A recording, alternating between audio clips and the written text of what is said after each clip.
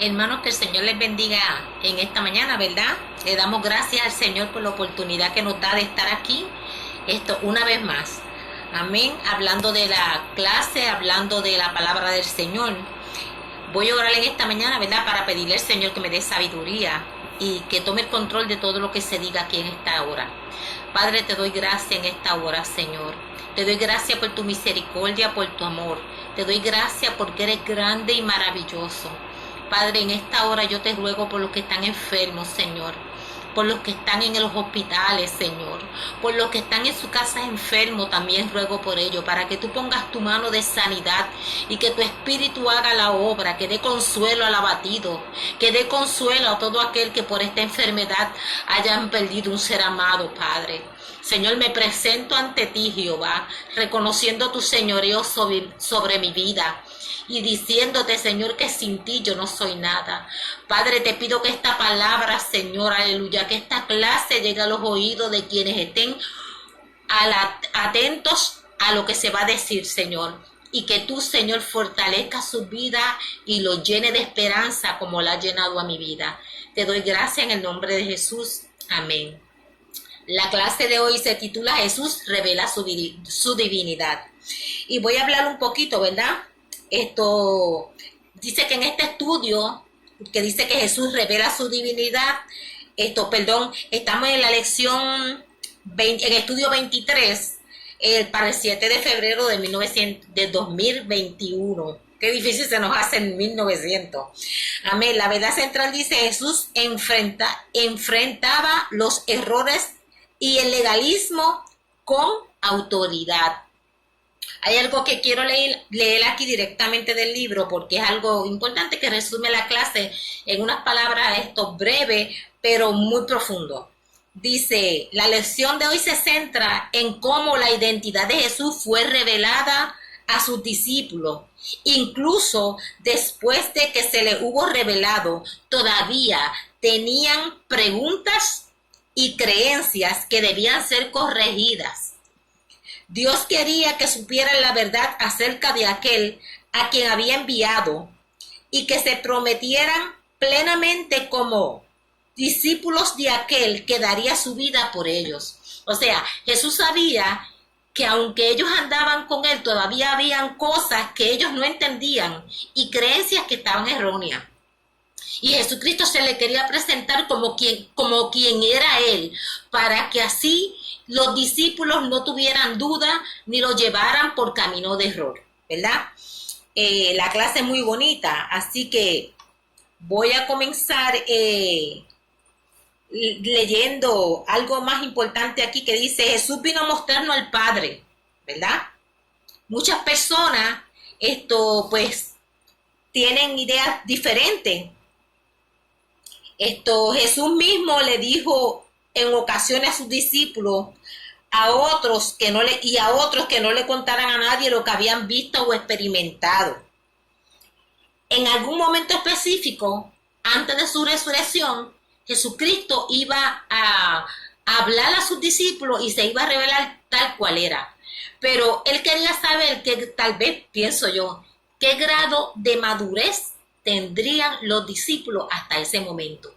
Esos 3 años que los discípulos andaron con Jesús, ¿cuánto sabían de aquel que hizo milagros, que sanó enfermos, que levantó muertos, que levantó paralíticos, que abrió los ojos al ciego? Porque muchas veces nosotros mismos, y voy a tomar esta pausa, creemos en Dios, creemos conocer a Dios totalmente, pero cuando vienen las situaciones a nuestra vida, a veces no dudamos de Dios, pero dudamos de nosotros mismos. Y dudamos de lo que Dios nos ha dado. Y dudamos de la posición en la que Dios nos ha puesto. Y cuando escuchamos la voz del enemigo que nos dice lo contrario, nos turbamos, hermano. Nos turbamos. Eso me ha pasado a mí. Pero qué bueno es Dios que nos habla a través de su siervo, que nos habla a través de su palabra y que nos hace ver quién somos. Amén. Que nos hace sentir quiénes somos. Aleluya. Porque si alguno ha pecado, abogado tenemos para con el Padre, lo dice la palabra, ¿verdad? Aún a veces sin pecar, el enemigo siempre está ahí, recordándonos la vieja criatura. Pero cuando Él nos recuerde quién éramos nosotros tenemos que recordarle a Él para dónde va Él. porque ya no tiene oportunidad, ¿verdad? Así que en este estudio veremos a Jesús revelando su divinidad, aleluya, como les dije antes. Marco en el capítulo 8 nos enseña una verdad fundamental sobre Jesucristo. Él es el Hijo de Dios, Él es el Hijo del hombre, el Mesías. Dios Padre lo mandó al mundo a morir por ti y por mí. ¿Para qué? Para ser librado del castigo que iba a venir sobre cada uno de los que no lo tuvieran en su corazón. Amén. Para librarnos del pecado y tener un nuevo nacimiento y adopción. Amén. Porque somos adoptados cuando Él muere en cruz y derrama su sangre por cada uno de nosotros. Voy a leer Marcos 8, 27 al 28, y tal vez no voy a poder leer todo porque, como ustedes saben, es bien poquito el tiempo y por aquí no es lo mismo que la iglesia. Pero voy a comenzar y dice así en el nombre del Padre, Hijo y Espíritu Santo. Marcos 8, 27. Salieron Jesús y sus discípulos por la aldea de Cesarea y de Filipo, y en el camino preguntó a sus discípulos diciendo: ¿quién dicen los hombres que soy yo? Fíjense que Jesucristo le hace una pregunta a sus discípulos: ¿quién dicen los hombres que soy yo? Amén. Y entonces en el 28 dice: ellos respondieron, uno Juan el Bautista, otros Elías y otro alguno de los profetas. Hoy en día muchas personas tienen diferentes teorías sobre quién es Jesús. Unos dicen que fue un gran hombre, unos dicen que fue un hombre bueno, otros dicen que fue un fraude, otros dicen que fue un profeta, que Dios lo envió porque era bueno y porque era un profeta más. Otros dicen que no creen en Dios. Hace poco yo estaba oyendo a una mujer en la televisión y decía rotundamente: yo no creo en Dios. Y yo dije: wow, Señor, todavía hay ateos que lo hablan abiertamente, pero el día del juicio nadie tendrá excusa, porque la misma naturaleza habla de que existe un Dios. Así que hoy en día muchos hablan de diferentes cosas, pueden tener toda duda sobre lo que es Dios, pueden tener sus propias convicciones, sus propias ideas, pero la realidad es la que nos habla la palabra de Dios, ¿verdad que sí? Así que, pero para nosotros sabemos que Él fue el Mesías que vino, aleluya, a darnos redención y vida eterna. Nuestro Rey que viene pronto porque lo estamos esperando. Fue crucificado, pero también resucitó. Marcos en un momento lo llamó el Salvador, el Hijo de Dios. Pues en esa pregunta que Jesús le dice a los discípulos: ¿qué opina el mundo, verdad? ¿De quién es Él?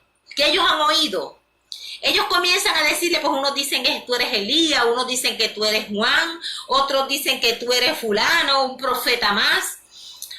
Pero cuando esa pregunta a mí me impactó, porque Jesús le está diciendo: ok, yo quiero saber lo que opina el mundo de mí. Ahora, ¿qué opinan ustedes de mí? ¿Quién soy yo para ustedes? ¿Quién dicen ustedes que soy yo? Y ahí hubo una pausa. Aleluya, ¿verdad? Qué bueno es el Señor, aleluya. Así, ¿quién dice el hombre que soy yo? Y ellos respondieron: unos Juan Bautista y otros Elías y otros algunos de los profetas. El 29 y 30 dice: entonces le dijo: ¿y vosotros? ¿Quién diceis que sois? Respondiendo Pedro, le dijo rápidamente, porque Pedro era bien rapidito, le dijo: tú eres el Cristo. Aleluya. Pero él mandó que no dijesen esto a nadie, ni a ninguno. Fíjense que a Jesucristo le importaba lo que en ese momento, los que estaban con él, opinaran de quién era él. Porque habían tantas dudas y tantos comentarios y tantas aseveraciones de quién era el que iba a venir, que era el Mesías, que Jesús quería saber cuánto ellos lo conocían, cuántos estaban seguros que Él era el enviado Hijo de Dios, el que no sería un hombre que iba a salvar a Israel de la mano de Roma, que iba a ser un hombre que venía a salvar las almas perdidas, que iba a trabajar con la vida espiritual del pueblo. Y cuando vemos esto, ¿verdad? Vemos que a Jesús sí le interesaba lo que nosotros opináramos de él. Amén. Y hay muchos por ahí que dicen esto, bueno, a mí no me importa lo que Dios opine de mí. Pues a mí sí me importa lo que él opine de mí. ¿Por qué? Porque yo quiero estar bien ante su presencia. Como seres humanos, como cristianos lavados con su sangre, queremos saber qué somos nosotros para el Señor. ¿En qué grado? Porque hay unos que son en 20, unos en 30, unos en 50, unos en 60, otros en 80 y otros en 100, y a veces hasta menos de 30. Pero a mí, yo quiero saber quién soy ante la presencia del Señor. ¿En qué estoy agradándole? ¿En qué le estoy desagradando? Porque dice, ¿verdad?, que la persona que se analiza a sí mismo y se mira a un espejo, se ve simplemente, pero cuando se va, ya olvidó su imagen en el espejo. Pero cuando nosotros nos miramos en el espejo de Cristo, podemos ver cuáles son nuestros errores, cuáles son nuestras fallas, cuáles son las cosas que necesitamos cambiar para hacer y parecernos a Él. Aleluya. Así que tal vez Jesús quería despejar alguna idea falsa antes de ser crucificado sobre él, ¿verdad?, en sus discípulos. Así que él quería saber, amén, si había algo que los molestaba, que pudieran hablar abiertamente con Jesús, tener la confianza de decirle, amén. Nosotros, la verdad que dice la verdad sobre Jesús, Marcos 8, 29 y 30, que fue la que leímos. Opinar sobre lo que otros dicen. Por ejemplo, yo puedo opinar de mi hermana Mignalia, de mi hermana Miki. La voy a mencionar a ella porque son las que están dando clase, ¿verdad?, con nosotros. Y el hermano Jimmy, que toma parte también. Amén. Y que estuvo mientras yo no estuve, que Jimmy, gracias, ¿verdad?, por tomar tu parte y dedicar al Señor. Ahora, ¿qué pasa? Muchos pueden opinar sobre una persona sin conocerla. Y es una opinión aberrada. Porque yo, si no conozco a Miki, yo no conozco a Mignalia, yo no puedo opinar sobre que Mignalia, las dos tienen el pelo negro, que las dos son, bueno, una más trigueñita, una más blanquita, que las dos son tremendas maestras, que las dos son... Pero yo no convivo con Mignalia y con Migdalia para conocer quién verdaderamente es Mignalia y Migdalia en la intimidad. Pero Dios sí conoce quién somos en la intimidad. Aún nosotros mismos no nos conocemos. Por eso a veces cuando la palabra dice que a veces estamos orando y no oramos como debiéramos, y el Espíritu ora con nosotros con gemidos indecibles, porque sabemos lo que estamos orando, no sabemos, pero el Espíritu, que conoce todas las cosas, sabe cuál es la intención del corazón. Y esa parte es importante traerla en esta mañana, ¿verdad? Así que muchas personas, yo no puedo opinar de nadie abiertamente sin conocerlo. Y Jesús quería saber, por lo que ellos habían visto, hasta qué grado ellos conocían a Jesús. Pedro se dio cuenta de que Jesús mismo era el Mesías. Hay varias teorías el por qué Jesús no quería revelar quiénes eran, ya que imaginaban a Cristo como una figura política, lo que hablamos ahorita. Y militar, que conquistaría la fuerza romana que ocupaba Israel. E incluso algunos querían coronarlo. Amén. Así que vamos a seguir leyendo. Y comenzó a enseñarles que le era necesario. Estamos en el verso, perdónenme, hermanos, 31 y 32, 33. Dice, y comenzó a enseñarles que le era necesario al Hijo del Hombre padecer mucho y ser desechado por los ancianos, por los principales sacerdotes y por los escribas, y ser muerto y resucitar después de 3 días. Aleluya. Esto lo decía claramente. Usted sabe que Jesús todo lo hablaba por parábola, muchas de las cosas, pero esto lo habló claramente para cuando viniera el momento no se turbara su corazón. Entonces Pedro lo tomó aparte y comenzó a reconvenirle. Pero él volviéndose, mirándole a los discípulos, y reprendió a Pedro diciendo: quítate de delante de mí, Satanás, porque no pones la mira en la cosa de Dios, sino en la de los hombres. Y aquí, ¿verdad? Mucha gente piensa que Jesucristo fue lo que llamaríamos un tipo ¿cómo sería? De una reprensión un tanto grosera. Pero Jesucristo era el Hijo de Dios y conocía quién era quién, ¿verdad? Dice que él comenzó a enseñarle lo que él iba a padecer. Pero Pedro estaba siempre un paso al frente, ¿verdad? Un paso al frente. Y aunque él sabía que era el Hijo de Dios, él no quería como que Jesucristo muriera ni pasase eso. Él no quería. Es como cuando tú tienes un amigo, que eres bien amigo de esa persona, y esa persona te dice a ti, a mí me pasa, me voy a ir para Estados Unidos. Yo tengo un amigo que somos amigos desde chiquito, y él me dijo los otros días, te tengo mala noticia, me voy para Florida. Cuando me dijo eso, hermano, yo empecé a llorar. Yo dije: no, pero no te vayas, porque tú te vas para allá. O sea, si tú ven aquí. Y me dijo: no, porque tú sabes que la compañía donde yo estoy trabajando, se me está haciendo difícil por esto de la pandemia, y allá tengo puertas abiertas. Oiga, mi hermano, y me dolió. ¿Y qué pasa? Me dolió porque es mi amigo de toda la vida. ¿Y qué pasa? Yo traté de reconvenirle de que no se fuera, porque estoy pensando en la tristeza que siento, porque de mil en ciento lo veo, pero lo veo. Pero sé que si se va a ser difícil que yo vuelva a verlo, porque ya toda su familia está allá. Óigame, y eso fue lo que pasó con Pedro, más o menos una ilustración de qué puede haber pasado con Pedro en ese momento. Pero también había la vocecita esa que el enemigo estaba usando también para decirle: no, o sea, aunque nosotros lo podemos ver de esa forma, de que Jesús, él estaba reconveniendo a Jesús para que no pasara por ese proceso, ya que estaba muy apegado a él y lo amaban, porque ellos lo amaban. Pero sin embargo, Jesús denotó que detrás de Pedro no estaba la figura de Pedro, estaba el enemigo tratando de impedir el plan que ya el Padre había trazado para el Hijo, que era venir a la tierra, morir por los pecados de cada uno de nosotros, resucitar al tercer día y darnos redención por medio de su sangre. Amén. Así que, dice, Jesús conoció su destino y sabía que su propio pueblo lo iba a entregar. Así que ahí estaban, sufriría mucho y de muerte. Serían, ¿quién lo llevaría a toda esa situación? Serían los profetas, los líderes.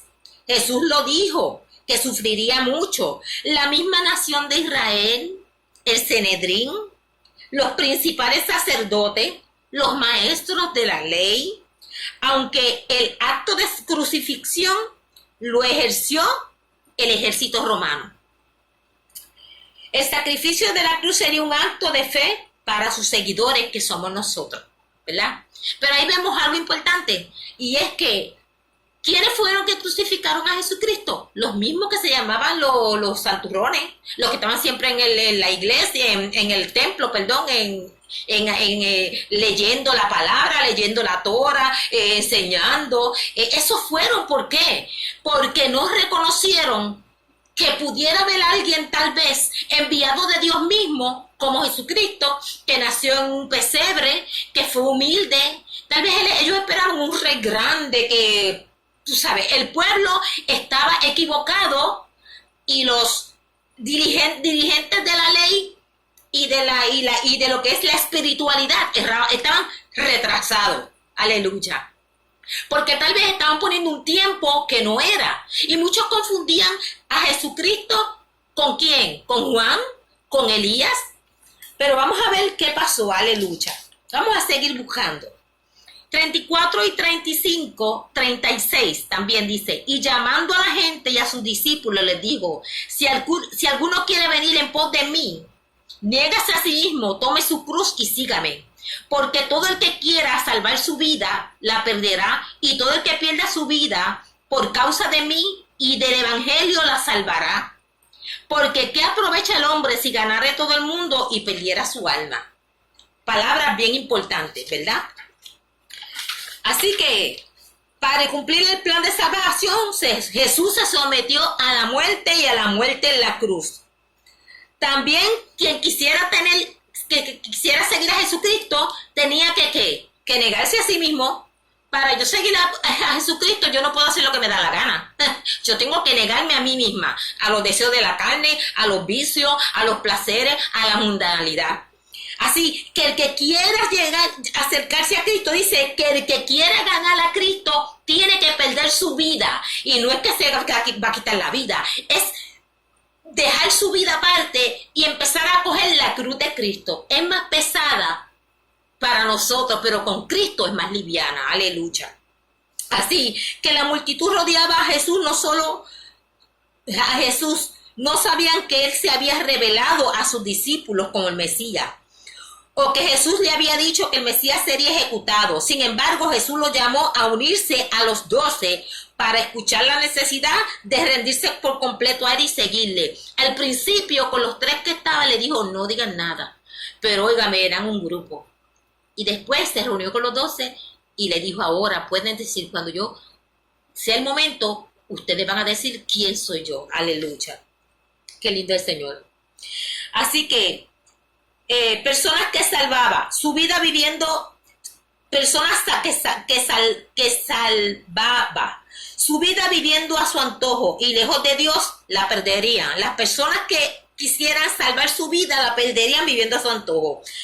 Por lo contrario, el que perdía su vida, es decir, renunciaba a aquellos deleites del mundo, eso lo llamó ¿a qué? A ser hijos de Dios. Amén. A preservar el alma con una adecuada relación con Dios. Nosotros, ¿cómo vamos a preservar la salvación? Con una adecuada relación con Dios. Los seguidores permanecen fieles, preparados para su venida. Nosotros estamos, ¿verdad?, preparándonos para la venida del Señor. Aleluya. Porque Él dijo que venía y viene, hermano. El Señor es grande y para siempre su misericordia. Así que en los últimos versos, el 9, del 9:2 al 9:9, dice, 6 días después Jesús tomó a Pedro y a Jacobo y a Juan y los llevó aparte solo a un monte alto y se transfiguró delante de ellos. Y sus vestidos se volvieron resplandecientes, muy blancos como la nieve, tanto que ningún lavado en la tierra los puede hacer tan blancos. Entonces vino una nube que los hizo sombra, y desde la nube una voz que decía, este es mi hijo amado, a él oír. ¿Verdad? Eso fue una transfiguración. Y vino una nube, y vemos en diferentes partes de la Biblia que cuando la gloria de Dios se manifiesta, hay una nube de humo, ¿verdad? Y dice que oyó una palabra, como aquella palabra cuando fue bautizado, ¿verdad? Que hubo una palabra, vino el Espíritu en forma de paloma y una voz del cielo que dijo, este es mi hijo amado en quien tengo complacencia. Pues ahora dice, este es mi hijo, a él oír. Y luego cuando miraron no vieron más nadie, sino a Jesús solo. Y descendiendo ellos del monte les mandó a nadie que dijese lo que habían visto, sino cuando el Hijo del Hombre hubiese sido resucitado de los muertos. El relato de Marco en este momento es que la identidad y la autoridad de Jesús es revelada conforme a Pedro, Jacobo y Juan presenciaron en la transfiguración. Y escuchen la palabra de aprobación del Padre hacia su Hijo. Esta aprobación viene junto con la retribución de escucharlo. Óigame, ¿escuchar a quién? A el Hijo, aleluya. El conocimiento de Pedro, y vemos a Pedro otra vez, aleluya. Pedro a mí me da gracia en algunas ocasiones, porque cuando uno un poquito afrontó para las cosas espirituales, Pedro estaba en esa. El conocimiento de Pedro sobre la identidad de Jesús se produjo en una revelación de él internamente. Tal vez porque Pedro también sería el que lo iba a negar 3 veces. Junto con Jacobo y Juan y Pedro nuevamente sería testigo de la revelación de Jesús, que esta vez sería visible. Jesús los llevó a un lugar muy alto, posiblemente el monte Hermón, y dice para estar a solas con él. Allí vieron cómo cambiaba la apariencia de Jesús y sus vestiduras se volvieron muy blancas como la nieve. Durante un breve momento, Pedro, Jacobo y Juan tuvieron el privilegio de presenciar a Cristo de una manera que expresaba su identidad divina. Ahí lo vieron en lo que es la identidad de Dios, Dios Hijo, Dios Padre y Dios Espíritu Santo. Más allá de las limitaciones espirituales de la forma humana, de como lo habían visto, de un simple carpintero. Con Jesús aparecieron dos personajes, Moisés y Elías, que hablaban con él. Moisés representaba el antiguo pacto que se cumplió con el sacrificio de Cristo. Elías representaba a los profetas, cuyas palabras también se cumplieron en la obra de Cristo. Pedro estaba tan entusiasmado con la experiencia que sugirió hacer 3 enramadas, una para él, una para Elías y una para el Señor, ¿verdad? Una para Moisés, una para Elías y una para Jesús. Pero rapidito, no le dio tiempo, en lo que él pensaba, se desapareció y quedaron ellos solos. Aleluya. La idea de Pedro no tuvo mucho resonancia, ya que una nube vino de repente y aclaró todo. Aleluya. Qué lindo es el Señor, hermano. Yo me imagino a Pedro, cada vez que voy a hacer algo me sale mal. Aleluya. A veces decimos, cada vez que voy a hacer algo me sale mal. Pero ¿por qué no sale mal? ¿Porque estamos en la voluntad perfecta del Señor? ¿O porque todavía creemos que tenemos todo el albedrío para hacer y deshacer? ¿O para tomar decisiones por nosotros mismos? Ay, santo, tú me estás hablando, Señor. Póngase en usted el lugar de Pedro y de Juan y de Jacobo, cuando volvieron a bajar de la montaña. Acababan de ver un sorprendente destello de la presencia de Dios y no podían describirla, ni decírselo a nadie. Aleluya. Durante toda su vida habían esperado al Mesías, pero aún pensaban en él como una figura política. Óigame, hermano, qué terrible. La maravillosa experiencia de la transfiguración seguiría siendo un secreto para el momento en el que Jesús muriera y resucitara. Amén. Después de haber resucitado, todo el mensaje de Jesús incluía su identidad como Hijo de Dios, debía ser anunciada abiertamente, no solo a sus discípulos, sino a todos los demás. Aunque Jesús ya les había dicho que tardarían en comprender la verdad de que el Mesías sufriría y moriría, los discípulos también querían saber por qué los maestros de la ley sostenían que Elías debía venir antes de la llegada del Mesías. Eso está en Marcos 9:11. Aleluya. La vida de Juan y de Elías eran muy parecidas. Ambos predicaban el arrepentimiento de pecado. Ambos usaban una vestimenta igual. La dieta era igual. La predicación era la justicia. Al igual que esos gobernantes, a diferencia de Elías, sin embargo, fue ejecutado por su audaz ministerio. ¿Verdad? ¿Qué pasa? Elías fue transpuesto para no ver muerte. Pero a Juan el Bautista, ustedes saben que a él lo decapitaron porque él estaba señalando el pecado de Herodes. Y ese fue el final de Juan, ¿verdad? Final de Juan en lo terrenal. Y esa era la pregunta que se hacían los discípulos. Aleluya. ¿Qué pregunta nos estamos haciendo tú y yo en esta mañana? ¿Qué pregunta? ¿Qué le están preguntando al Señor? Señor, ¿soy salva? Señor, ¿por qué todavía me viene el recuerdo de mi pasado y me atormentan? ¿Por qué cualquiera viene para molestarme y me recuerda quién yo era o quién yo fui? ¿Y eso me lastima? Vamos a ponerle un paro al enemigo. Según el Señor Jesús, le dijo a Pedro, Pedro, cállate, Satanás. ¿Por qué no pones la cosa tú miras las cosas de arriba, sino en las terrenales? Y a veces el enemigo quiere que nosotros pongamos nuestra vista en las cosas terrenales. Y dejemos la bendición, dejemos lo que Dios nos ha dado, dejemos el don que Dios ha puesto en nosotros. Y a veces, hermano, uno tambalea porque es humano, hermano. Y hay un corazón que le duele. Pero en el nombre de Jesús, nosotros vamos a vencer. El Señor nos dijo que Él iría con nosotros, estaría con nosotros, y que nadie podría levantar juicio sobre nosotros. Aleluya, porque Él es nuestro sumo sacerdote. Entre Dios y el Padre, Jesucristo, ¿verdad? Nuestro sumo sacerdote y Señor, juez justo, abogado nuestro. Así que, hermano, que el Señor les bendiga y espero que esta clase les haya bendecido como me bendijo a mí. Así que gracias, Ruth, gracias, Richard. Los amo mucho. Gracias.